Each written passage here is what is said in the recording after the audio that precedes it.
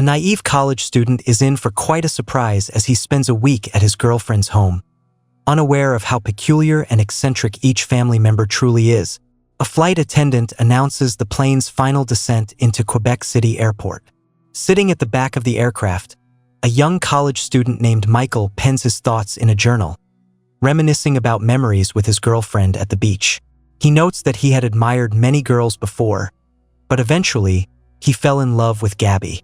Unexpectedly, Gabby left college mid-semester to care for her ailing grandmother without saying goodbye, leaving Michael confused about where their relationship stood.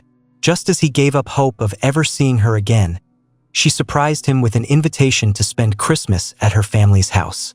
Eager to mend their bond and finally meet her family, Michael looked forward to the week ahead with anticipation. Once the plane lands, airport workers begin putting up a mural of the Three Graces painting. Michael waits patiently in front of it, setting his bags down. Hours pass. The crowd in the terminal thins. The mural is completed, yet Michael remains alone. At long last, Gabby appears, smiling from afar. Michael, exhausted and disheartened, stares downward until she playfully covers his eyes and asks him to guess who it is. Recognizing her voice, he happily says her name, and they share a gentle kiss before heading out. Shortly after, they arrive at Gabby's grand French mansion. She mentions some electrical issues, explaining that candles are currently their only source of light. They celebrate their reunion with a passionate kiss, until Gabby's mother, Mrs. Dyer, catches them and gives Michael a disapproving glare. Gabby introduces him formally, and just then, their dog Beowulf starts barking at the unfamiliar guest. Gabby introduces Michael to the dog before being called away to the kitchen by her sister. Left alone with Mrs. Dyer, Michael is guided through a dim hallway lit by candlelight. Along the way, they hear a man singing, Gabby's father, cooking dinner. Michael is taken aback when he sees Mr. Dyer wearing nothing but a towel around his waist. Gabby kisses her father on the cheek and introduces Michael to him. At the dining table, Father Walter prays silently, but Mr. Dyer mocks him, quoting physicist Blaise Pascal, dismissing the prayer as meaningless. Offended, the priest glares at him. Mrs. Dyer joins them, and soon the three daughters arrive as well. Gabby mentions that their father is currently writing a book about the philosopher Pascal, to which he proudly adds that he can only write while nude. Their youngest daughter, Simone, teases that their father is an atheist. This prompts a scolding from their devout Catholic mother, who says joking about religion in front of a priest is inappropriate. Father Walter agrees, stating that he's not surprised by her disrespect considering her father's earlier remarks. Unfazed, Mr. Dyer engages Michael in conversation, inviting him to take a seat. Not knowing where to sit, Michael ends up next to Father Walter, who appears clearly uncomfortable. The eccentric patriarch shifts the conversation to aircraft mechanics. Thankfully, the power is soon restored, and everyone cheers with relief. Nick, the family handyman, enters through a hidden door in the wall and kisses Gabby's older sister Irinka before joining them. Mr. Dyer initiates a family tradition of raising hands and chanting Bon Appetit before they eat. During the meal, Michael attempts to connect with Mrs. Dyer by expressing sympathy for her mother's health issues. However, at the mention of her mother's name, Mrs. Dyer abruptly leaves the table, visibly upset. Her daughters and Father Walter follow her out, leaving Nick, Michael, and Mr. Dyer in awkward silence. Later, Michael overhears a conversation revealing that Mrs. Dyer is upset because her mother no longer recognized her during a hospital visit. That night, Michael and Gabby spend time alone playing a board game, but their evening takes a turn when she unexpectedly tells him she's no longer in love with him. Shocked and heartbroken, Michael tries to reason with her, saying they haven't had enough time together yet. She coldly responds that spending more time won't change her feelings. Angrily, Michael follows her as she tries to go to bed, accusing her of giving him false hope. Mrs. Dyer overhears the argument and calls Gabby into her bedroom to scold her for bringing Michael into her room with the assumption of intimacy. Meanwhile, Michael, listening through the door, turns his head and is stunned to see Irinka walking casually down the hall, completely undressed and grabbing a towel. Trying to adjust to the strange family dynamic, Michael endures more surprises. The next day, Mrs. Dyer walks him to church and confesses she once turned down a marriage proposal from Father Walter before he entered the priesthood.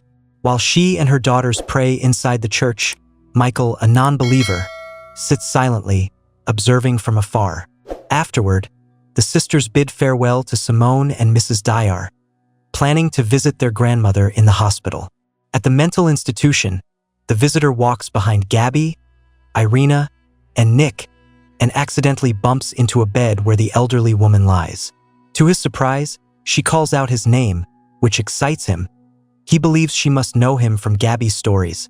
However, her granddaughter pulls her back, saying the man before her isn't her Michael. Confused, the visitor turns to Nick for an explanation. Nick reveals that their grandmother has dementia and lives in a reality set 20 years in the past. She believes the young man is her late husband, also named Michael. After the visit, Gabby becomes emotional, heartbroken that her grandmother no longer recognizes them. She confides in the visitor that their grandmother is dying, but her mother refuses to accept it. Trying to comfort Gabby, Michael offers her his gloves and tells her to calm down, but she pushes him away, insisting she wants to be left alone. That night, Michael joins Nick in the shed for a drink. The handyman shares his thoughts, suggesting that Gabby is merely playing with Michael's emotions. In denial, Michael tries to defend her, but Nick explains that he knows the family well and understands what's happening. He also confesses that he's planning to leave and pursue his dream of becoming a pilot, asking Michael to keep his secret. Later, as Michael sleeps in his room, Irina sneaks in and wakes him up, lying beside him. She assures him that Gabby still likes him. Then she whispers that she doesn't want him to leave, leaning in to softly kiss him. But before things can go any further, she instructs him to leave Gabby's gift in her bedroom the next morning, then quietly slips out of the room. At dawn, Michael tiptoes toward Gabby's room. Just as he places the present down, the birthday girl wakes up and invites him to cuddle. He quickly climbs into bed and takes off his shirt as she rests her head on his chest. Suddenly, Mrs. Dyer cheerfully heads toward Gabby's room to leave her own gift, but she is shocked to find the shirtless visitor in her daughter's bed. She gives him a sharp look and slams the door. Startled, Gabby rushes after her mother to explain. Later, Michael and Gabby spend the day together in town. When they return to an empty house, she invites him to her bedroom. As they begin to embrace, she receives a phone call from her mother asking her to turn off the oven. Wearing only her undergarments, Gabby runs downstairs. Michael, half-dressed, playfully chases after her. But as Gabby reaches the kitchen, she's met with a surprise birthday celebration. Her family and friends, including priests and nuns, cheer and welcome her. Fortunately, Michael is a few seconds behind and quickly retreats. He hides in a bathtub tucked away in the sisters' bathroom upstairs. As he sips wine, Simone unexpectedly enters and adjusts her underwear.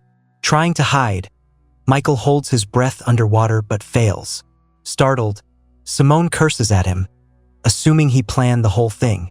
As the party winds down, a drunk Michael dances into Gabby's room, smiling, thinking they'll finally continue their earlier romance. But his hopes are dashed when she tells him to leave. Upset, he goes to his own room. At midnight, Simone sneaks into his bed, misreading what happened earlier in the bathroom. He tries to send her back to her room, but when she refuses, he decides to sleep in the hallway instead. Beowulf the dog occupies the armchair, so Michael settles on the floor. The next day, Michael, Gabby, Irina, and Nick return to the hospital, only to discover Granny is missing. Fortunately, her roommate tells them that she escaped to her country estate, searching for her husband. The group drives to the rundown mansion but finds no trace of her. Michael lights the fireplace and then joins Gabby and Irina to search the snowy grounds. They decide to split up. As he stumbles through the trees, calling for the old woman, he slips and falls into a hole. Trapped, he calls out for help, until, to his surprise, Granny appears, happily calling him by name. By nightfall, Michael and Granny return to the house. She warms up by the fire while he helps her remove her wet clothes. Speaking to him as if he were her late husband, she reminisces about their life together. At first, Michael corrects her, but then chooses to play along. He gently cuddles her as she shares her memories. Later, the sisters return, disappointed by their failed search, until they find Granny sitting comfortably on the couch with Michael. To celebrate, Gabby and Michael share a kiss on the sofa, but Gabby pulls away, insisting again that she's sure she doesn't love him. Urka interrupts them, inviting her sister upstairs. Frustrated, Michael rolls off the couch, hits his head on the floor, and goes to bed. That night, Granny sleeps in the bed while Michael lies on the floor between Gabby and Irina, with Nick already asleep nearby. The old woman, still awake, tells them a story about her lost summer shoes. When Gabby sits beside her, she apologizes for running away, saying she only wanted to return home one last time. Later that night, Michael warms himself by the fire downstairs. Irina sees him drinking water, then suddenly approaches and kisses him. She stops and walks away, only to return and kiss him again, then tells him she's going to bed. Tired of the emotional roller coaster, Michael storms out into the cold night to clear his head. The following morning, Mr. Dyer arrives with Simone and Beowulf. The sisters greet them joyfully. Mr. Dyer announces he's taking the girls skiing, but Gabby insists on bringing their grandmother back to the hospital. Nick, playing his usual role as the family's errand boy, tells her to stick to the plan. He and the visitor will handle the return trip. As the family leaves for their outing, and Nick and Simone prepare the truck, Michael is left alone in the mansion with Granny. Outside, he writes Gabby's name in the snow but crosses it out before finishing, symbolizing that he's finally letting go. Suddenly, he spots a bag hidden in the trunk of a tree nearby. Inside is a pair of elegant summer shoes. Remembering Granny's story, he rushes inside to show her. But when he goes upstairs, she's no longer in her bedroom. Panicked, Michael runs outside calling her name. As he passes a crumbling chapel, he hears the soft sound of music playing on an instrument. He then discovers the old woman inside, sitting alone and sifting through her personal belongings. As he enters the chapel, Granny spots her summer shoes in his hands. Grateful, she thanks him for finding them and asks him to hold on to them for her. A believer in faith, she tells him that he's missing something by not believing in God. Still thinking he is her husband, she asks him to make sure she wears a well-pressed dress at her funeral. With tears in his eyes, he agrees, promising to uphold her husband's word as they embrace emotionally. Later, as Nick and Michael drive Granny to the hospital, Nick quietly admits that he has broken up with Ira. Meanwhile, the old woman dreams of a younger version of herself walking through her mansion, closing all the curtains in the living room. In the dream, she grows cold and eventually loses consciousness. In reality, despite Nick's best efforts to reach the hospital in time, Granny peacefully passes away just as she exits the door in her dream, symbolizing her final departure. Devastated and desperate, Michael tries to revive her, but despite his attempts, she is gone. At Granny's funeral, the women in the family gather to pay their respects, offering their prayers together. The visitor looks on from nearby, then focuses on Granny. Keeping his promise, he makes sure her dress is perfectly smoothed as she lies peacefully in her casket. After the burial, as everyone returns home, Ira invites Michael to her art studio, claiming she has a piece she wants to show him. However, it becomes clear that she has other intentions, and the two share an intimate moment. On Christmas Eve, Michael helps Gabby clean up after dinner. He avoids eye contact, keeping his distance from her. Nervously, he denies that anything happened between him and Ira, but Gabby tells him there's no need to lie. Her sister had already told her the plan in advance. Relieved, he smiles, and just then, the power goes out. The next morning, the family cheerfully opens their Christmas gifts, including presents from the visitor. Nick has already left the mansion as planned. Michael quickly heads outside while the family unwraps Father Walter's gift, a large portrait of a young woman, to Mrs. Dyer. As his vacation comes to a close, Michael visits Granny's grave alone, bringing her a bouquet of flowers. To his surprise, a beautiful blonde woman is standing by the grave. When she speaks to him, he initially denies knowing Granny, causing the woman to begin walking away. But before she gets far, Michael admits that he did know Granny and that he loved her in his own way. Unexpectedly, the blonde woman kisses him before walking off. That night, as Michael heads downstairs to get a glass of water, he finds a nude Mr. Dyer sitting at his desk. The older man invites him to join him, explaining that he still feels Granny's presence. Pointing to the picture frame, he confesses that the portrait of young Granny, gifted earlier that day by Father Walter, enhances the mystical feeling in the room. Michael is stunned to recognize the image as that of the mysterious woman who kissed him at the cemetery. Despite the realization that what happened was a supernatural encounter, he feels grateful. He has come to truly love Granny and, through that, has found a deeper understanding of love, quite different from the infatuations he had with the sisters. The next day, Gabby, Ira, and Simone accompany Michael to the airport. Each sister hugs and says farewell, with his ex-girlfriend Gabby telling him that she's not returning to college. As Michael reflects on the week, he concludes that his favorite memory was Granny's heartfelt speech about God in the ruined chapel. That moment planted the seeds of belief that he hopes to carry forward in his life.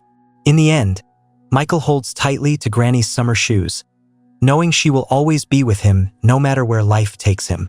As he parts ways with the sisters, the painting of the three Graces on the airport wall echoes their image, serving as a poignant reminder of his romantic misadventures and the elusive nature of idealized love he chased throughout his journey.